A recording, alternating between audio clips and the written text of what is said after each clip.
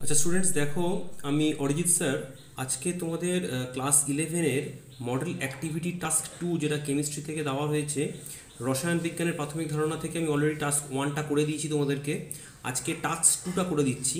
এই কোয়েশ্চেনটা তোমরা ইংলিশে দেওয়া রয়েছে তোমাদের ওয়েবসাইটে, দেখবে যেটা সরকার থেকে দিয়েছে। এটা কিন্তু বাংলায় দেওয়া নেই। আমি এই কোয়েশ্চেনটা বাংলায় কনভার্ট করে তোমাদের জন্য করে দিচ্ছি, ভালো করে দেখে নাও। ঠিক আছে, দেখতে থাকো। ফার্স্ট কোয়েশ্চেন দিয়েছে, দেখো যে কার্বন, হাইড্রোজেন ও সালফারের সমন্বয়ে গঠিত একটা যৌগ এক্স তার 3 আয়তনকে অতিরিক্ত অক্সিজেন সহ দহন করলে 3 আয়তন কার্বন ডাইঅক্সাইড, 3 আয়তন সালফার ডাইঅক্সাইড ও 6 আয়তন জলীয় বাষ্প উৎপন্ন হয়। যৌগটার আণবিক সংকেত নির্ণয় করো। এই সব আয়তনগুলো একই উষ্ণতা ও চাপে পরিমাপ করা হয়েছে। আচ্ছা দেখো, ধরে নিচ্ছি আমি যে যৌগটার সংকেত CxHySZ। তাহলে অতিরিক্ত অক্সিজেন দহন করে দেখো সেই বিক্রিয়াটা দেখতে পাওয়া যায়, এই টাইপের বিক্রিয়াটা হয়। দেখো ভালো করে দেখে নাও। এখানে এই অক্সিজেনের সামনে সহ দেখো x+y/4+z, আর এখানে দেখো দেখতে পাচ্ছ। তাহলে আমি এক আয়তন যদি CxHySZ-কে ধরি, তাহলে কার্বন ডাইঅক্সাইড এক্স ভলিউম, জেডটা এক্স ভলিউম, ওয়াই তোমার এটাও y/2 ভলিউম জলীয় বাষ্প উৎপন্ন হচ্ছে। তাহলে 3 ভলিউম দিলে 3 দিয়ে গুণ করে দিলাম। এইবার এখানে যেটা বলে দিয়েছে দেখো, এই যে তাহলে আমার এটা যদি x=3x=3 ভলিউম, তাহলে x=1, জেডটাও তাহলে সেই হিসাবে 1 বেরোচ্ছে। আর এই 3y/2টা দেখো 6 ভলিউম বলা আছে। দেখো যে জলীয় বাষ্প যেটা উৎপন্ন হচ্ছে 6 ভলিউম, তাহলে এটা 6 ভলিউম উৎপন্ন হবে। তাহলে এখান থেকে খেয়াল করে দেখো, তাহলে y এর মানটা বেরোচ্ছে 4।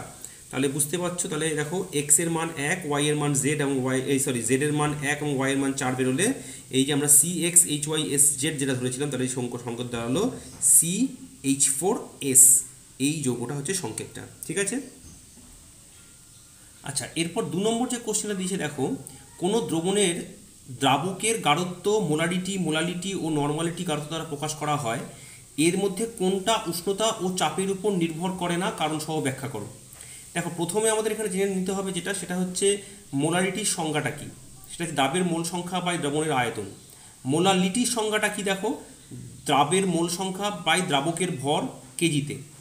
আর নর্মালিটি হচ্ছে দ্রাবের গ্রাম তুল্যাঙ্ক সংখ্যা বাই দ্রবণের আয়তন লিটারে। দেখো এই দুটো, এই যে মোলারিটি আর নর্মালিটির ক্ষেত্রে দ্রবণের আয়তনের ব্যাপারটা আছে। তাহলে আয়তনের ব্যাপার যেখানে থাকে সেখানে কিন্তু চাপ ও উষ্ণতাতে তাদের মধ্যে পরিবর্তন লক্ষ্য করা যায়। আর এখানে দেখো দ্রাবকের ভর, সুতরাং এই যে চাপ নির্ভর করবে না সেটা অবশ্যই হচ্ছে মোলালিটি, কোনোভাবে নির্ভর করবে না। এবং কেন সেটা দেখো, কারণটা আমি তোমাদের পরিষ্কার লিখে দিয়েছি। সেটা হচ্ছে পদার্থের যেহেতু ভর ও উষ্ণতা চাপের সাথে পরিবর্তন হয় না, তাতে আয়তনের পরিবর্তন একমাত্র হয়।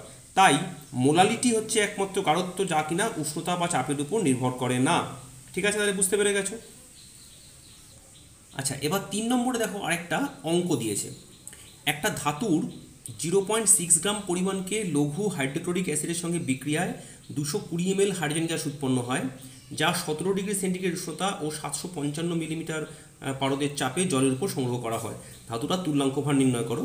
জলীয় বাষ্পে 17 ডিগ্রি সেন্টিগ্রেড উষ্ণতা চাপটা দেওয়া রয়েছে 14.4 মিলিমিটার অফ মার্কারি। দেখো এখানে হাইড্রোজেন গ্যাসের সঠিক চাপটা কত একদম, তাহলে এই 755 থেকে এই যে চাপটা দিয়েছে তার থেকে এই 14.4 বিয়োগ করে দেখো আমরা পাচ্ছি 740.6 মিলিমিটার অফ মার্কারি। তাহলে এসটিপিতে উৎপন্ন হাইড্রোজেন গ্যাসের আয়তন ধরলাম ধরো VmL। তাহলে এবারে এটাকে আমরা যে P1V1/T1, P2V2/T2 যেটা আমাদের আছে সেটাকে অ্যাপ্লাই করলে দেখো এখান থেকে আমরা ভি এর আয়তনটা পেয়ে যাচ্ছি 201.82 ml অ্যাপ্রক্সিমেটলি।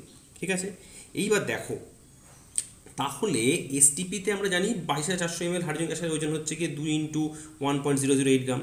তাহলে এই যে 201.82 ml যে হাইড্রোজেন গ্যাসের ওজনটা বার করে নিলাম, ক্যালকুলেশন করলে আমরা পাচ্ছি 0.0116 গ্রাম। আচ্ছা, তাহলে এইবার দেখো এই যে হাইড্রোজেন গ্যাসটা প্রতিস্থাপিত করেছে কারা, দেখো 0.6 গ্রাম ধাতু। এই যে পরিমাণ হাইড্রোজেন গ্যাসকে প্রতিস্থাপিত করেছে 0.6 গ্রাম ধাতু, তাহলে আমাদের তুল্যাঙ্ক ভরের সংজ্ঞা অনুযায়ী তাহলে 1.008 গ্রাম হাইড্রোজেনকে যে প্রতিস্থাপিত করবে যে পরিমাণ ধাতু, সেটাই হচ্ছে সেই ধাতুটা তুল্যাঙ্ক ভর। দেখো সেটা ক্যালকুলেশন করলে আমরা পাচ্ছি 33.3। তাহলে ধাতুটার তুল্যাঙ্ক ভর আমরা পেলাম 33.3। ঠিক আছে, খুব সুন্দর করে ক্যালকুলেশনটা দেখানো রয়েছে। আরেকবার ভালো করে দেখে নাও। যদি কারো কোনো সমস্যা থাকে আমাকে অবশ্যই তোমরা কমেন্ট বক্সে জানাবে কিন্তু। ঠিক আছে, আমি প্রত্যেকটা প্রশ্নের উত্তর সঠিকভাবে করে দিচ্ছি। আচ্ছা, এবার 4 নম্বর দেখো একটা অঙ্ক দিয়েছে। 2.05 মোলার গাঢ়ত্ব বিশিষ্ট অ্যাসিটিক অ্যাসিড দ্রবণের মোলালিটি নির্ণয় করো। দ্রবণের ঘনত্ব যদি দেওয়া থাকে 1.02 গ্রাম পার ml। তাহলে মোলারিটি কত দেওয়া আছে 2.05 মোলার। তাহলে 1 লিটার দ্রবণে অ্যাসিটিক অ্যাসিডের পরিমাণ যেটা সেটা আমরা বার করে নিলাম, দেখো 60 গ্রাম। দেখো অ্যাসিটিক অ্যাসিডের যে ওজনটা বার করে নিয়েছি। তাহলে দ্রবণের ভর কত? তাহলে দেখো 1 লিটার তো মানে 1000 সিসি, তাহলে 1000 ইন্টু 1.02, তাহলে 1020 গ্রাম দ্রবণের ভর বেরিয়ে গেল। তাহলে জল বা দ্রাবকের ভর হচ্ছে, এর থেকে এই যে দ্রাবকের পরিমাণটা মাইনাস করে দিলাম, তাহলে মাইনাস করে দেখো 960 বা 0.96 কেজি। তাহলে এবার মোলালিটি বার করা খুব সহজ। দ্রবণের বা জলের যে দ্রবণটার মোলালিটি যেটা বেরোচ্ছে, দেখো দ্রবণের মোলালিটি হচ্ছে দ্রাবের মোল সংখ্যা বাই দ্রাবকের ভর। মোল সংখ্যা হচ্ছে 1, যেহেতু এটাই আছে এই পরিমাণ যেটা 60 গ্রাম, তাহলে 1 বাই 0.96, তাহলে বেরোবো 1.0416 বা অ্যাপ্রক্সিমেটলি 1.04 মোলাল। ঠিক আছে, তাহলে দেখো ক্যালকুলেশনটা পুরো পদ্ধতিটা ভালো করে অঙ্কটা দেখে নাও, খুব সুন্দর একটা অঙ্ক দেওয়া রয়েছে। আচ্ছা, এবার একদম শেষ প্রশ্নটা চলে আসছি আমরা। দেখো, উপযুক্ত উদাহরণ সহ আলোচনা করো কিভাবে বাষ্প ঘনত্ব উষ্ণতার সঙ্গে পরিবর্তিত হয়। দেখো, এসটিপিতে গ্যাসের বাষ্প ঘনত্বের সংজ্ঞা আমরা জানি, গ্যাসের এন সংখ্যক অণুর ভর বাই হাইড্রোজেন গ্যাসের এন সংখ্যক অণুর ভর।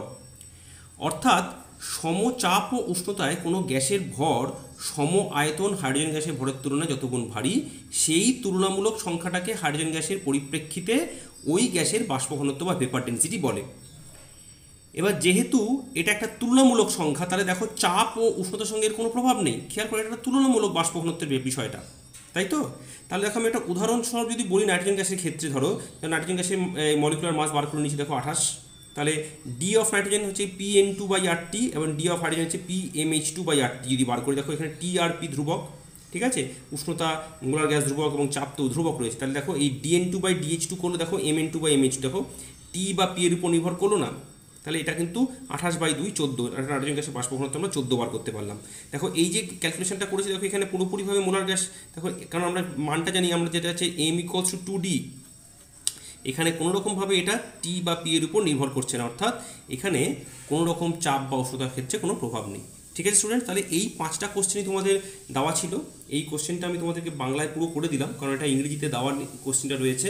তোমরা এটা যাদের ইংরেজি দরকার তারা কনভার্ট করে নিয়ে ট্রান্সলেট করে নিও। ঠিক আছে, সবাই ভালো থেকো।